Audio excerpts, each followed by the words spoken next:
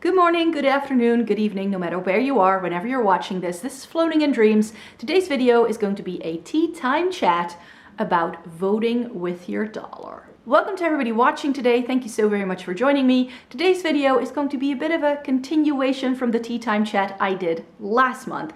Last month I chatted about why I think that just straight up canceling problematic brands in itself maybe a little bit problematic too, and something that a lot of people mentioned in the comments then, and that I also see a lot of people doing, is that if I want to buy something from another brand, there are so many brands out there, I'll just put my money towards other brands and I will vote with my dollar to let brands know that I disagree with their ethics or whatever else that's going on.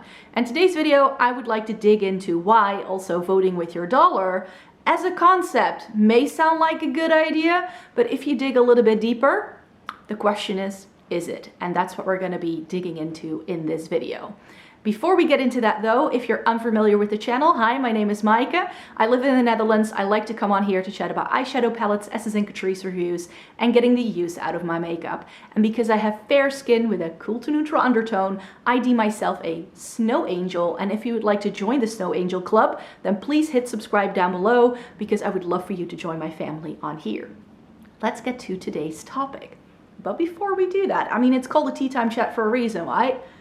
I've got myself a cup of tea. This is a Pukka tea, P-U-K-K-A, that's the brand name, and it's their 3 mint tea, and it's one of my favorite ever all-time teas, and I just really like it. I got myself a hot water tap when I remodeled my kitchen, so I'm now even drinking more tea than I even used to. Like, the obsession is real, so. Pukka 3 mint tea is what is joining us today as a beverage. And now we're going to get stuck into this topic. So I already introduced it a little bit, that the idea of voting with your dollar is one where you decide to no longer buy from brand A, but from brand B, because brand B is just something you agree with more, or is a brand that offers a similar thing. And that you know, in terms of like canceling a brand, you can sort of like do it on the down low and you don't really have to announce it to the world. You just decide to make other choices in the products you buy, and then that's how you vote with your dollars. So that you ask yourself the question, you know, what brands do I buy from? And a lot of people also mentioned in the previous video, like, we have so many choices when it comes to brands. I really don't feel the need to keep supporting brands that I personally disagree with. And I think that that's a good concept. Like, in itself, it sounds like a really good thing, but when you really look into what voting with your dollar means and who can actually do this, there are very many limitations actually to the idea of, well, you know, you don't have to buy from a problematic brand because you can just go somewhere else. Is that the same for everyone? And are you still making a better choice? Because just because you stop buying from brand A and you're now buying from brand B, is that brand actually good? So that's sort of what I want to dig into today. Got a couple of points I want to make. And there's one very particular point that I'm going to really delve into. And before we get to that, there's two like smaller points that I would like to make. So let's get to point number one. The first point I want to make here is that because you decide today to stop buying from brand A and put your money towards brand B, how can you be certain that that brand is also not going to be problematic at some point in time? Like, I think that if you, and this is also a point I raised in my previous video, like, brands aren't here to do a good job. They're here to make money. And if they can make money, that's what's going to be the thing they do the most. So I don't think there are any brands that are like 100% problem free if you look at their past, their present, and possibly their futures. Like, brands can always at some point do something wrong. Also with like changing viewpoints that are going around, brands that are doing a really good job today may no longer do such a good job anymore a couple of years down the line. So that's why I want to be very careful with advocating for like buying certain brands as well, because of ethical reasons. Because what if the brand changes things? What if brands start making different decisions? What if I change decisions? What if just the general public, as we become more knowledgeable, we shift gears and brands are suddenly not really doing doing their best jobs anymore? So I definitely think that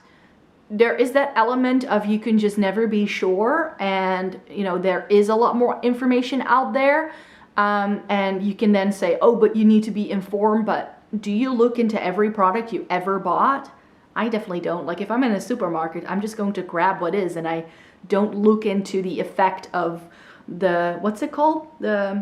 There's a certain oil that is like harvested from like cutting down rainforests, and it's like endangering orangutans. Like I don't look into that, but it's definitely an issue. Yeah, so that is definitely something here where I'm like, because how far do you want to take this? And the second point I want to raise is actually a point that came up in one of the comments on my previous videos. I mean, I'm getting so much lovely feedback on these videos. I'm super happy with it. When I had this, like when I conceptualized this series, I thought it was going to get a lot of backlash and a lot of hate in the comments, but so far it's been a very positive space. So let's keep it a positive space as well. And this person made the point of, you know, voting with your dollar, how much of an effect does it actually have? If you have very small niche brands, it's probably going to have a much bigger impact than when you decide to no longer buy from bigger name brands. Like if you stop buying from L'Oreal, I mean, it's very difficult to stop buying from L'Oreal because they are everywhere. Like there's a lot of sub-brands that are linked to L'Oreal that they own. So no longer buying from certain really big beauty corporations is incredibly difficult to do. And at the end of the day, you no longer buying, like you're like a drop in the ocean, you could say. Of course, the entire idea is if enough people do this, decide to do this, that we create this ripple effect. And I definitely think that can help. And I definitely think you can see that, like, because people now know more about how things are run in the fashion industry, brands are starting to change things, but there's so much greenwashing going on, and how much of it is actually effective, that is another question. So if you decide to vote with your dollar, you're going to bankrupt probably smaller brands, whereas those big corporations that have all the power to make the changes probably don't really have, like, feel anything if you stop buying their, I don't know, their mascara or whatever. So that's why you like, it sounds like a really good idea, but are you having the effect that you would like to have, namely that these brands do a better job? Because I think that that's what we want, right? And is that going to happen? But my third and final point that I'm really going to dig into, and that I've cut into several topics, is that voting with your dollar only works if you have the privilege, that's the main topic of today's video, I'm afraid, if you have the privilege to be able to make those choices. That can be because you have products available to you, because you live in certain locations. Another point we're going to go over is that you have the financial means in order to be able to make those choices. That it's also about inclusivity, whether it's people's dress sizes, people's skin tones, people's skin types, and also their gender in a way. So that's what I want to really dig into. So voting with your dollar, yes, but the amount of people who can actually do it, it's a very, very small number indeed. So let's talk about privilege and saying, okay, because a lot of people are saying here, you know, we have so many choices, there are so many brands out there, but do you realize how few people may have access to those brands that you can buy readily available from stores around you? And this is a topic I go into a lot whenever I'm reviewing makeup, because I live in the Netherlands, and you might think the Netherlands, Western country, sure, you can probably buy the same products as in the US. Guess what? You can't. We don't have Sephora, we don't have Ulta, we have stores like it, but a lot of brands stocked by these two really big chains in the US are not around. no counters, no online presence. Very often the only way for me to buy them is to import them either from the UK or the US directly.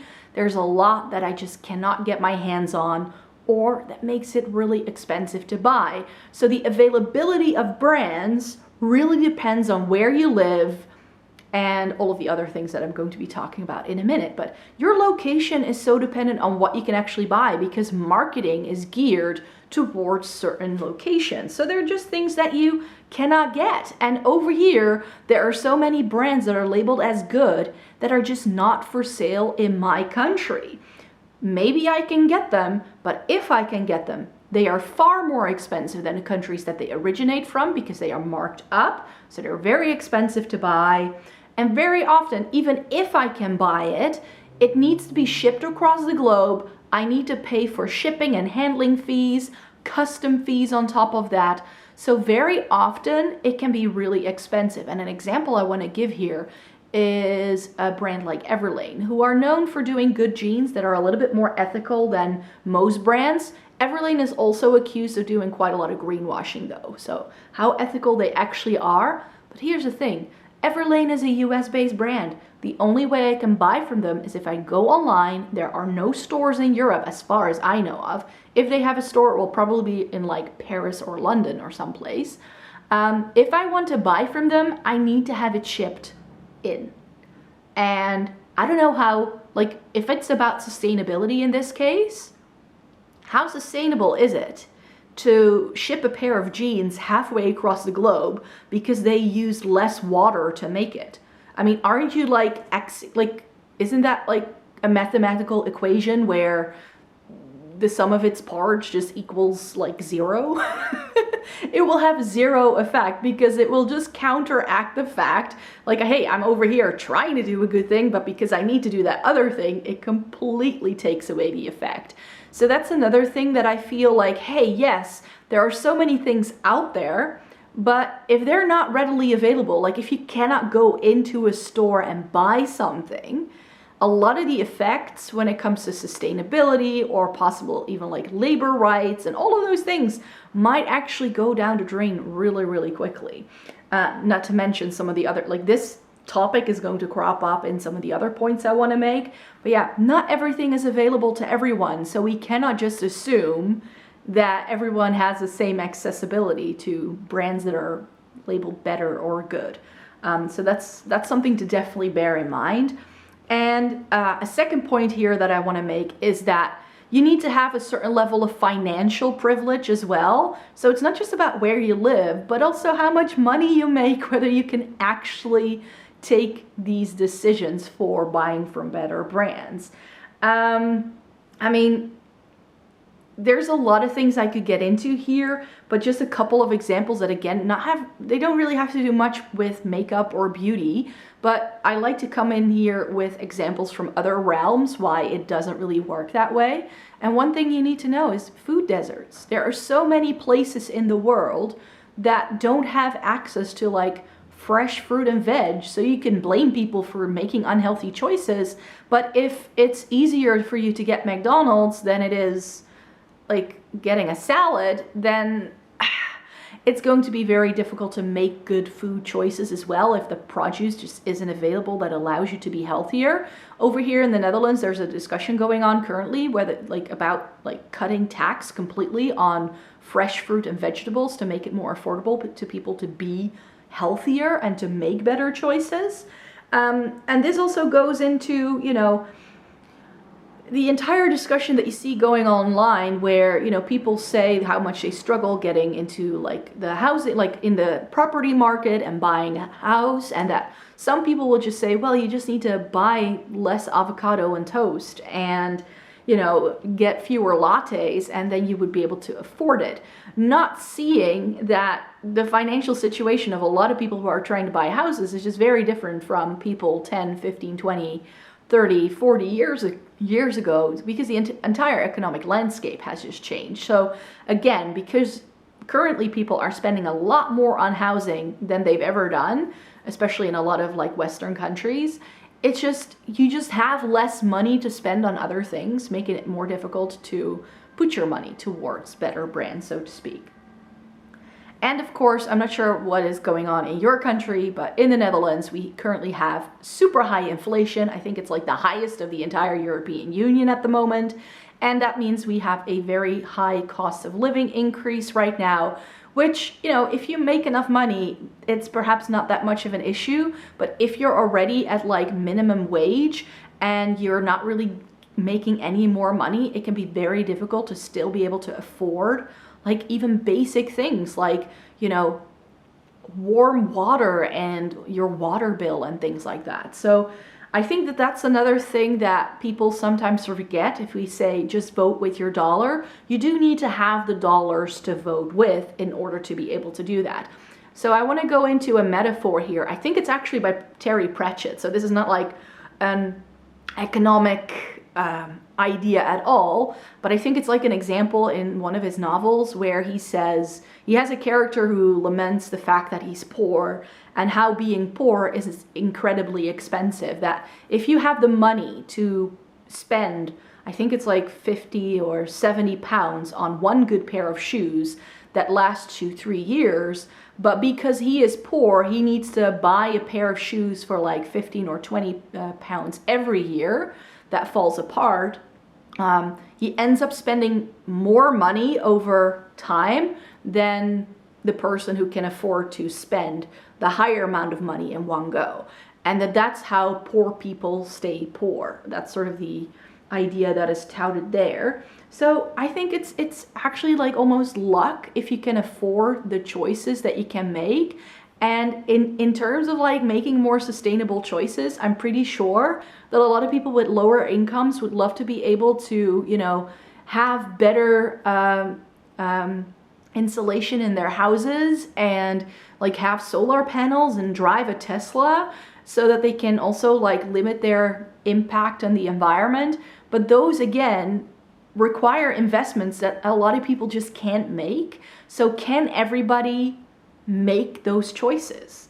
And I think that if you look at it just from a financial point of view, there's just a lot of people who cannot afford to not buy from fast fashion brands because they have a lower income. And yeah, you can go secondhand, but because there has been such a boom of people buying secondhand clothing, the problem now arises that there are people who can no longer afford secondhand because a lot of people with higher incomes are now buying the secondhand items as well because it's like a trendy thing to do and because people are so is that then really like not defeating the purpose as well? And because of fast fashion, the secondhand clothing on the market and like that has come on the market like in the past 10 to 20 years probably also isn't of great quality. So if you've gotten rid of your items because they got holes really quickly, that's not something that they can stock in a secondhand store. So can people then still like buy them as well? So I think that this entire situation of just saying, oh, but you can make better choices, it just doesn't really go for everyone, I think. And my final points are all going to do with inclusivity, because I think that especially in the makeup world, it's much more about inclusivity, making sure that entire groups of people aren't ignored. And the first thing here, because this is the easiest example I think I can give, has to do with more like a fashion thing. Very often you'll see that, you know, people just say like, oh, buy from more sustainable brands. But if you have a size bigger than a US size 12, a UK 14, or a European size 40, 42-ish maybe, you're going to struggle finding items that you can actually wear. Because a lot of sustainable brands, yes, they may be better quality, and of course they'll have a higher price point too. So my second point I just raised also comes in here. But if they don't sell your size, how can you buy that? And what you'll just often see is that a lot of fast fashion brands, especially things like Fashion Nova and Boohoo and Shein, they can go up to a size 5 extra large. And these more ethical, sustainable brands will not offer that. So is that then something that is, you know, something that people can choose? I don't think so. So they very often don't have plus size ranges. They very often don't have petite ranges, which is what I am. Especially here in Europe, a lot of people tend to be quite tall. So if it's like a Danish or a Swedish brand, I can very often not, like, I cannot fit into their pants because they'll be miles too long for my legs. They just will be. And they also don't really take into account different body types. It's very much made for like one type of person, it seems. So for me personally, when it comes to my shopping behavior, I mean, I do film fashion hauls, and I usually have quite a few H&M items in there. And that's not because I agree with how H&M runs their business. It's because I know exactly what size I am in H&M. And because I can very easily do the return, and it doesn't take like miles for it to ship here because H&M has lots of stores where I live.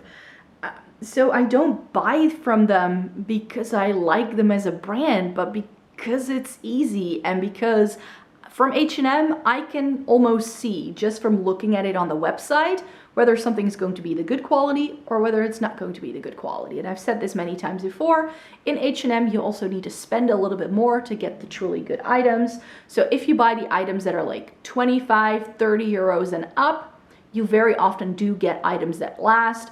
I have sweaters in my wardrobe that I've bought from H&M more than a decade ago, and they're still going strong. They're still going strong. If you take care of your items, you can make fast fashion items last. You just have to be very careful with them, and, you know, maybe put a little bit more effort into how to take care of your garments as well. Yeah, just so many people are not able to buy from brands that are more ethical because they just don't sell products that are made for their bodies. Next up is definitely more makeup related, and that is skin tone. So what another thing is that I wanted to mention here when it comes to voting with your dollar, depending on how light or how dark, especially dark, your skin tone is, it's going to give you very limited options what brands you can buy from, especially in complexion products. But this is what a lot of my channel, a lot of my content is about with makeup that I like. I find that a lot of makeup is often very dark for me. So even in color products, whether it's bronzer or highlighter or blush or eyeshadow or lipsticks, I very often find that a lot of brands just don't cater to my very fair skin, making it like bronzers that are too muddy, or, you know, I think that if you have deep skin, it's even more terrible. Like, can you find a bronzer that's going to bronze up your face if you have very deep skin, if you do want to accentuate some of the areas of your face? I don't think that that's really around. So I think there are very few brands that have shades that people with all skin tones can use, and then those brands can also be available in a quite limited few areas. So there can be very minimal options as to what you can choose from to begin with. So a brand may offer one thing, that's my experience anyway, but very hardly they will not then do other things. So just because they have deep enough shades of foundation doesn't also make that, you know, they are very ethical in other parts of their brand, of course. So, and then, you know, availability comes in here as well. I know that, like, I love Fenty Beauty as a brand. They do some lovely, lovely things. And of course, they were one of the very first makeup ranges out there that really had foundation shades for pretty much everyone. But Fenty Beauty is not a brand that is readily available outside of Sephora. And if your country doesn't have Sephora, you're not going to be able to find it. And this is another thing I've mentioned often, is that where I live in the Netherlands, I like calling us a makeup desert. Even if shade ranges exist over here, brands or the stores that stock these brands will not sell all of the shades in the range. So I have found this very often with myself when I've bought from more luxury brands as well, where I can find online, there are just more shades that I can find in my local store or on Dutch websites. And that to me is another thing the industry just has to work on, because very often, like, I do want to buy from certain brands and then I just can't get it. And then I'm like, yeah. So again, I think that definitely more brands need to be out there that just offer a more wide range. But if you can't buy from those brands that do those things, you also can vote with your dollar. And that brings me to my next point, and that is skin type. Because not only can you struggle, and this was another point that someone raised in the comments last time, Not only does your skin tone matter in what you can buy, also your skin type. If you have pretty sensitive skin, you will not just be able to buy something. And again, availability comes into play here. If you have sensitive skin, you may want to go into a store, get a test, or at least be able to test it out on your skin before you commit to buy. This doesn't just go for skincare, but it also goes for makeup, I feel. So if you have any sort of allergy or rosacea, and if you combine that with super fair or super dark skin as well, your options are going to be so limited. And sometimes the brands that are people saying are really great brands don't do the ingredients that will go with very sensitive skin as well. So very often, you know, skincare for very sensitive skin types is very often recommended from like these French pharmacy brands, none of which are cruelty free officially. So sometimes the question also needs to be, do you want something that works for you, or do you want something that you agree with? And I definitely think that people with any sort of like problematic skin will go with something that works for them, and then you make the choices based on that. So that's why I also think that skin type definitely goes into this as well.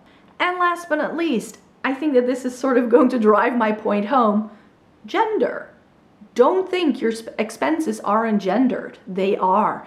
It is fact that economically, not only do women spend more money on beauty products to begin with, we are also spending more money on singular items that are also available for men. So when it comes to like things like shaving creams and razors and things like that, you pay a pink tax.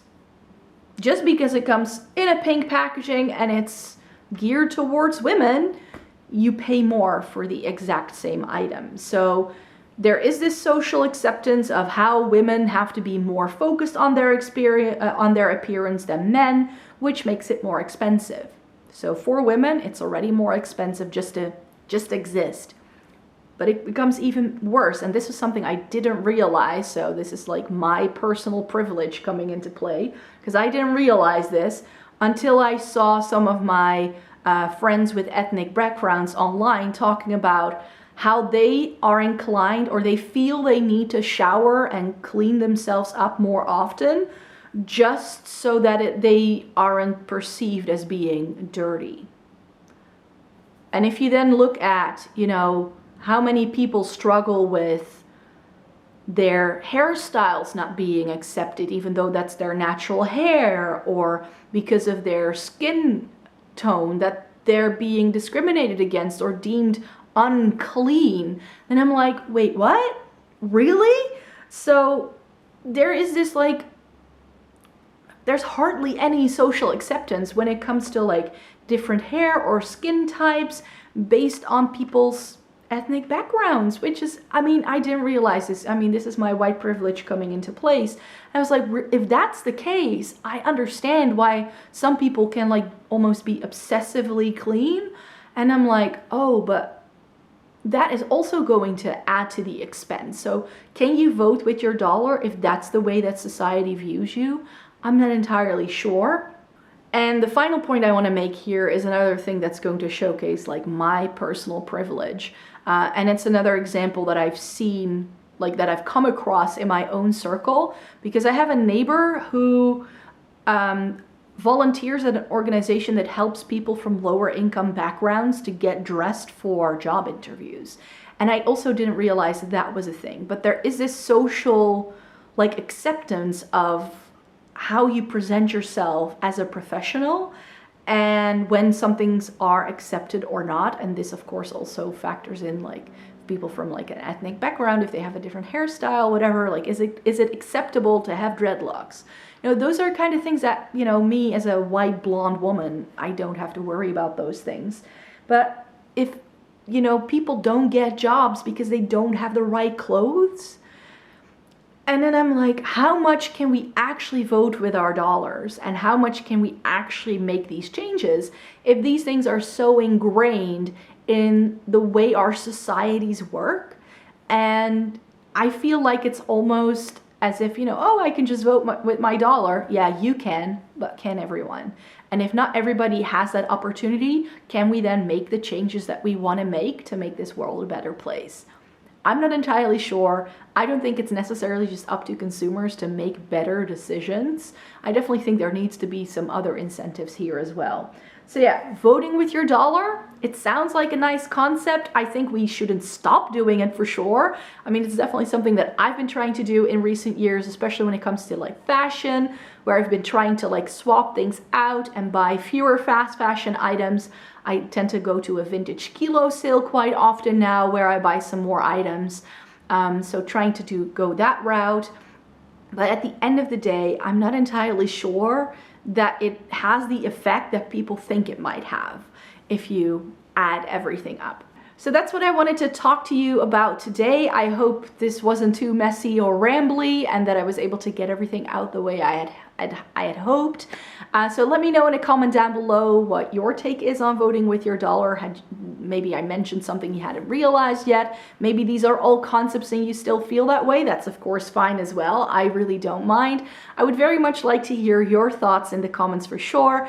And then of course I will be back with a new topic to chat about next month. And since next month is going to be eyeshadow palette month, I'm going to be tackling an eyeshadow palette related topic because I definitely think that the advance of having a lot of eyeshadow palette releases is kind of contributing to the killing of the beauty industry. Not sure yet how I'm going to wrap my head around that topic, but if you have any suggestions, you can leave those down below as well. So that's it for me for today. Thank you so very much for being here. Thumbs up the video if you liked it. Subscribe to the channel if you'd like to see more by me. I make several videos a week, so if you'd like to stay tuned for more, and hope to see you in my next video. Bye-bye.